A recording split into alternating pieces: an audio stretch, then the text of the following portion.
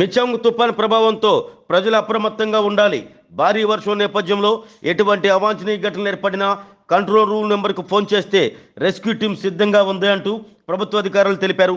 బాపట్ల సమీపంలో తుఫాన్ తీరం దాటుతున్న నేపథ్యంలో వీధురుగాలులు 90 నుండి 110 కిలోమీటర్ల వేగంలో వేస్తాయి. ప్రజలందరూ అప్రమత్తంగా ఉండాలి అంటూ అధికారులు తెలిపారు. గుడ్ మార్నింగ్ అండి, నా పేరు శ్రీనివాస్ రెడ్డి.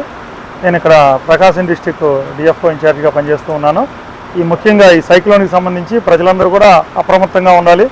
ఎవరూ కూడా ఈ వర్షం సాయంత్రం నుంచి ఎక్కువగా పడే అవకాశం ఉన్నది కాబట్టి ఎవరూ కూడా బయటికి రాకుండా వీలైనంత వరకు ఇంట్లోనే ఉంటూ జాగ్రత్తలు తీసుకోవాల్సిందిగా కోరుతున్నాము.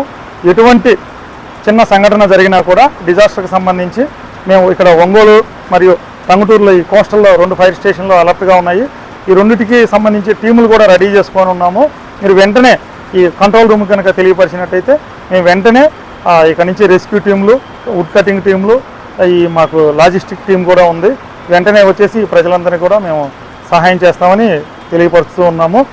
ముఖ్యంగా అందరూ కూడా ఎటువంటి ఈ వర్షానికి చెట్లు పడిపోయే అవకాశం ఉంది కాబట్టి చెట్ల దగ్గరికి వెళ్ళొద్దని మేము దయచేసి కోరుకుంటూ ఉన్నాము. ఈ కరెంటు పోల్స్ దగ్గరగా ఉండేటటువంటి చెట్లు కరెంటు షాక్ కొట్టే అవకాశం ఉంది కాబట్టి ప్రజలందరూ కూడా అప్రమత్తంగా ఉండాలని తెలియపరుస్తూ ఉన్నాము. ఎటువంటి చెట్లు పడిపోయినా కూడా వెంటనే మాకు చెట్లు పడిపోయినా కాలువల్లో ఎవరన్నా చిక్కుకొని ఉన్నా వెంటనే ఫైర్ డిపార్ట్మెంట్కి సహాయం కోరి తీసుకోవాల్సిందిగా కోరుతున్నాం.